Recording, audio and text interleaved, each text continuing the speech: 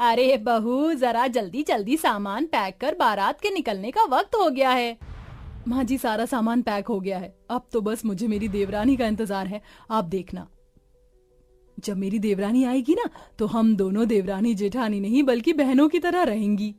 सभी लोग जल्दी जल्दी सारी तैयारियां खत्म करते हैं और बारात लेकर निकल जाते हैं। शादी होने के बाद सभी लोग घर की नई बहू अलका को लेकर घर आ जाते हैं, जहां ज्योति और लक्ष्मी बड़े प्यार से अलका का स्वागत करती हैं। ओह गॉड, इतनी ज्यादा गर्मी है यहाँ, मेरा तो दम घुट रहा है। मेरा रूम कहाँ है? मुझे चेंज करना है। आओ अलका, मैं तुम्हें तुम्हारे कमरे में ले चलती हूँ।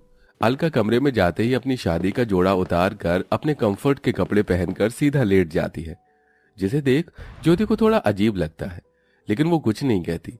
अलका की शादी भले ही एक मिडिल क्लास फैमिली में हुई थी, लेकिन अलका काफी अमीर घर से थी, इसलिए वो अपने पापा से कहकर 2 एसी मंगवा लेती है, जिसमें से एक एसी तो वो अपने कमरे में और एक एसी अपनी सास के कमरे में लगवाती है। अलका बहू, ये मेरे कमरे में एसी कब लगा और किसने लगाया ये एसी? माँ जी, मैंने लगवाया है आपके कमरे में एसी। वो क्या है ना, गर्मी का मौसम शुरू हो चुका है और इतनी गर्मी में आपको बिना एसी के काफी प्रॉब्लम होती होगी ना।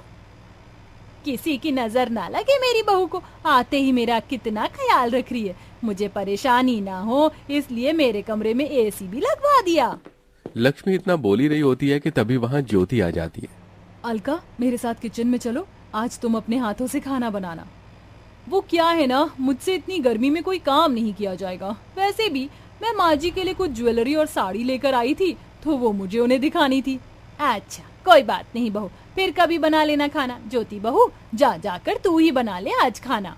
ज्योति को यह सब बड़ा अजीब लगता है, लेकिन वो ज्यादा ध्यान नहीं देती और ऐसे ही कुछ दिन गुजर जाते हैं। अलका, आज ढेर सारे कपड़े हैं, आओ कपड़े धोने में मेरी मदद करो। लेकिन मैं तो माँ जी के साथ बाहर पार्लर जा रही थी। तो बाद में चले जाना, घर का काम जरूरी है या पार्लर जाना? एक दिन अगर तू कपड़े धो लेगी तो क्या हो जाएगा, इतने सालों से तो तू ही धो रही है।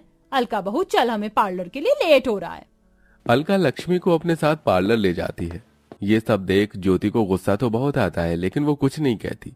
ज्योति हमेशा यही सोचती थी, जब उसकी देवरानी आएगी तो वो दोनों मिलकर जिम्मेदारी को संभालेंगे, घर के सारे काम करेंगे। लेकिन जब से अलका आई थी, तब से वो हमेशा अपने पैसों के बल पर अपने साथ साथ अपनी सास के भी शौक पूरे करती और घर के कामों से भी बच जाती। चाची, मुझे बहुत गर्मी लग रही, मेरे लिए मैंगो शेक बना दो ना। मिंकू ये कहते हुए अलका का हाथ हिलाने लगता है। अलका नेल पेंट लगा रही होती है, जिसके चलते उसका नेल पेंट खराब हो जाता है। तेरी वजह से मेरी नेल पेंट खराब हो गई, तुझे क्या 2 मिनट का भी सब्र नहीं है? ये कहते हुए अलका मिंकू को गुस्से में जमीन पर धक्का दे देती है। मिंकू के चिल्लाने की आवाज को सुनकर सभी लोग वहां आ जाते हैं। मिंकू, तू ठीक तो है ना? अलका, तुम्हारा दिमाग तो नहीं खराब हो गया है? तुम्हारी हिम्मत कैसे हुई मेरे बेटे को धक्का देने की? एक तो जब से आई हो महारानियों की तरह दिन भर आराम करती रहती हो, आज तक घर के किसी भी काम को हाथ नहीं लगाया। इतनी गर्मी में भी मैं ही नौकरानियों की तरह काम करती हूँ। तुम्हारी इतनी हिम्मत कि तुमने मुझसे इस तरह से बात की। जानती भी हो मैं किसकी बेटी हूँ। बस अब मैं अपनी इंसल्ट और बर्दाश्त नहीं कर सकती। मैं तुम्हारे साथ इस घर में नहीं रह सकती, मुझे बंटवारा चाहिए। हाँ, तो मैं भी कौन सा तुम्हारे साथ रहने के लिए मर रही हूँ, मुझे भी अब बंटवारा ही चाहिए। अरे तुम दोनों का दिमाग तो नहीं खराब हो गया? तुम दोनों ये क्या बातें कर रही हो? माँ, अब आप ही को समझाओ इन दोनों को। मैं क्या समझाऊं, जो हो रहा है सही हो रहा है। वैसे भी मैं तो अलका को ही अपनी बहू मानती हूँ। जब से आई है मेरा कितना ख्याल रख रही है। गर्मी में सबसे पहले इसने ही मेरे लिए एसी लगवाया, रोज मुझे शॉपिंग करवाती, आइसक्रीम खिलाती, और कल तो हम लोग स्विमिंग पूल भी गए थे। मैं तो अलका के साथ ही रहूंगी। लक्ष्मी के फैसले के आगे अब कोई कुछ नहीं बोलता था, जिसके बाद अब अलका व्हाइट पेंट लेकर आती है और सबसे पहले हॉल में लाइन खींच देती है। साथ ही साथ बाथरूम, किचन, डाइनिंग टेबल, यहाँ तक कि फ्रिज पर भी लाइन खींचकर उसका भी बंटवारा कर देती है। और अब एक तरफ लेकिन अलका अपने पति नितिन और सास के साथ रहती है, वहीं दूसरी तरफ लाइन के ज्योति अपने पति दुर्गेश और बेटे के साथ रहती है। अलका बहू, बहुत भूख लग रही, जल्दी से खाना बना दे। क्या क्या कहा आपने? मैं खाना बनाऊंगी? मैंने अपने मायके में आज तक चाय तो बनाई नहीं, और आप मुझसे खाना बनाने की उम्मीद कर रही हैं। ज्यादा भूख लग रही है तो खुद जाकर बना लीजिए। अपनी बहू की बात सुन बेचारी लक्ष्मी खुद गर्मी में आकर किचन में खाना बनाने लगती है। वहीं लाइन की दूसरी तरफ ज्योति भी खाना बना रही थी। कैसी निकम्मी बहू है मेरी, इसे दिखाई नहीं दे रहा है कि इसकी बूढ़ी सास इतनी गर्मी में भी खाना बना रही है। ये नहीं आकर कुछ मदद कर दे। लक्ष्मी मन ही मन ज्योति को कोसने लगती है और खाना बनाकर वहां से चली जाती है। और ऐसे ही कुछ दिन गुजर जाते हैं।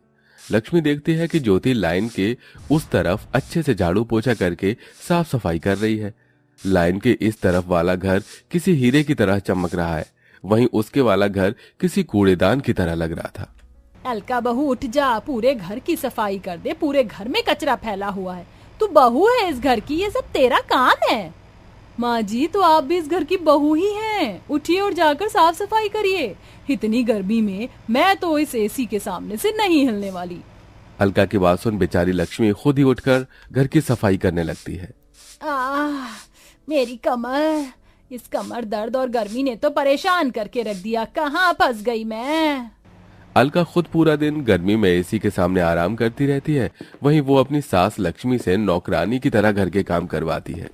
हमारे कमरे में कितनी ज्यादा गर्मी है ना, पता है चाचा चाची के कमरे में बड़ा वाला एसी लगा हुआ है, उसमें से बहुत ठंडी ठंडी हवा आती है। माँ, हम एसी कब लगाएंगे? हम तुम्हारे चाचा चाची की तरह अमीर नहीं हैं। तुम्हारे चाचा मल्टीनेशनल कंपनी में काम करते हैं और तुम्हारे पापा मामूली कूलर की दुकान में, समझे? अपनी माँ को इतने गुस्से में देख मिंकू बाहर आ जाता है और देखता है कि लाइन के दूसरी तरफ से बहुत ठंडी ठंडी हवा आ रही है। मिंकू गर्मी को बर्दाश्त नहीं कर पाता और सीधा बंटवारे की लाइन को पार करके अलका के कमरे में पहुंच जाता है। तभी अलका मिंकू को देख लेती है। तेरी हिम्मत कैसे हुई मेरे कमरे में आने की? लास्ट टाइम की मार भूल गया है क्या? भाग यहाँ से। अलका की डांट सुन मिंकू भागते हुए अपने कमरे में आ जाता है। वहीं अब बूढ़ी उम्र में इतनी मेहनत करते करते लक्ष्मी की तबीयत काफी खराब हो गई थी।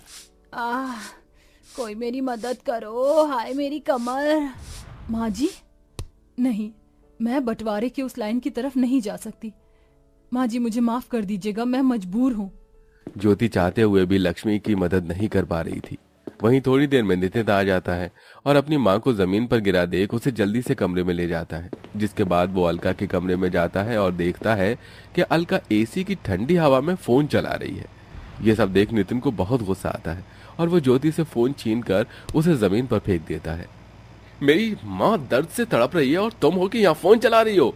अगर अब से तुमने घर के काम नहीं किए तो जिस तरह से तुम्हारा आज फोन तोड़ा है, अगली बार तुम्हारा मुंह तोड़ दूंगा, समझी? नितिन को इतने गुस्से में देख अलका काफी डर जाती है और अब अलका घर के काम में लग जाती है। ये रोटी है या इंडोनेशिया का मैप? गोल बिल ही नहीं रही है। लगता है मैंने गलती से डिटर्जेंट पाउडर की जगह ब्लीच पाउडर डाल दिया। ये सारे कलरफुल कपड़े तो विधवा हो गए। मेरी कमर, लगता है इस गर्मी में घर का बंटवारा करके मैंने अपनी जिंदगी की सबसे बड़ी गलती की है। बंटवारे की वजह से अब घर की सारी जिम्मेदारी मुझ पर आ गई है। ऊपर से इस गर्मी ने भी बुरा हाल करके रख दिया। अब मैं क्या करूं? ये कहते हुए अलका जोर जोर से रोने लगती है और अब वो माफी मांगने के लिए अपने खुद की खींची हुई बंटवारे की लाइन को पार करके सीधा अपनी जेठानी ज्योति के कमरे में जाती है, जहां वो देखती है कि उसकी सास पहले से ही वहां मौजूद है। माँ जी, आप? और नहीं तो क्या करती मैं? घर की बड़ी होने के नाते मुझे इस बंटवारे को रोकना चाहिए था, लेकिन तेरी अमीरी की चकाचौंध ने तो मुझे अंधा करके रख दिया था। मैं यहाँ ज्योति बहू से माफी मांगने आई हूँ। जेठानी जी, मुझे भी माफ कर दीजिए, मुझसे बहुत बड़ी गलती हो गई। देवरानी जेठानी में घर का बंटवारा करके मैंने बहुत बड़ा पाप किया है, लेकिन अब मुझे मेरी गलती का एहसास हो गया है। नहीं, मैं तुम्हें इतनी आसानी से माफ नहीं कर सकती। भगवान के लिए हम दोनों को माफ कर दे बहू, हमसे बहुत बड़ी गलती हो गई है। माँ जी, ये आप क्या कर रही हैं? आप मेरे सामने हाथ मत जोड़िए। ज्योति अपनी सास और देवरानी को अपनी अपनी गलतियों का एहसास होता देख उन्हें माफ कर देती है। जिसके बाद अब दोनों देवरानी जेठानी मिलकर घर की जिम्मेदारियों को उठाते हैं और मिलजुल कर सारे काम करते हैं और सब लोग हंसी खुशी रहते हैं।